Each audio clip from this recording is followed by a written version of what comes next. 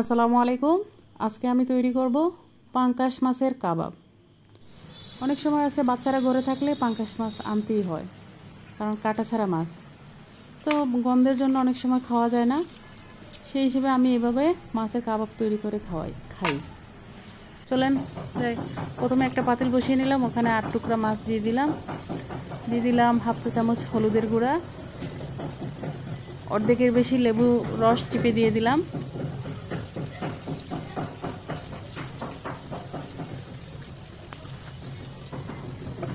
দিয়ে দিলাম হাফ চা চামচ লবণ, দিয়ে ঢেকে জাল করব 5 মিনিট। এর ফাঁকে দিয়ে আমি যা যা উপকরণ লাগবে সবগুলো রেডি করে নিয়েছি।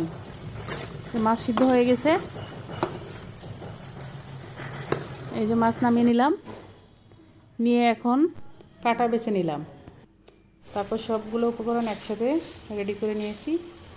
এখন আস্তে আস্তে সবগুলো দিয়ে দিলাম হাফ চামচ হলুদ, হাফ চামচ মরিচের গুঁড়া, হাফ চা চামচ ধনিয়ার গুঁড়া, হাফ চামচ জিরার গুঁড়া, ভাজা জিরার গুঁড়া,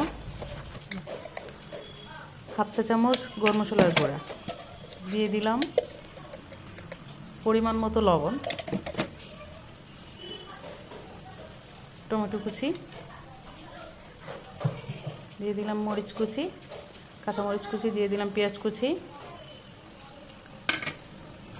এবং 1 টেবিল চা চামচ কর্নফ্লাওয়ার, 2 টেবিল চামচ ময়দা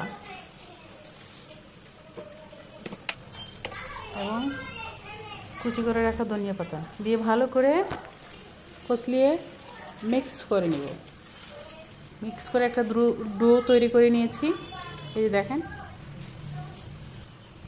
এখন এটাকে একটা শেপ দিয়ে নিলাম, যেভাবে ভাজবো এইরকম একটা শেপ তৈরি করে নিলাম। এখন চলে যাব পরবর্তী প্রসেসিং, রান্নাবান্নায়। প্রথমে চুলায় একটা কড়াই বসিয়ে গরম করে নিলাম, দিয়ে দিলাম পরিমাণ মতো তেল, এখানে দিয়ে দিলাম এখন কাবাব, তৈরি করে রাখা কাবাব দিয়ে আস্তে আস্তে দিয়ে ভালো করে ভেজে নিব।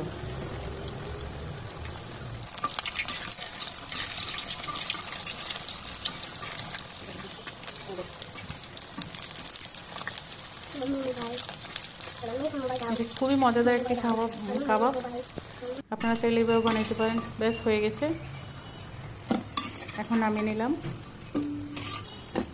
লেবুর রসটা দেওয়াতে পাঙ্কাশ মাছের কোনো প্রকার গন্ধ থাকবে না। আপনারা চাইলে এটা এমনিও খাইতে পারেন, আবার ভাতের সাথেও খাইতে পারেন। দেখেন কতটুকু মোচমোচে হয়েছে, কতটুকু ক্রিসপি। আমি ভেঙে দেখাচ্ছি। সবাই ভালো থাকবেন, আল্লাহ হাফেজ।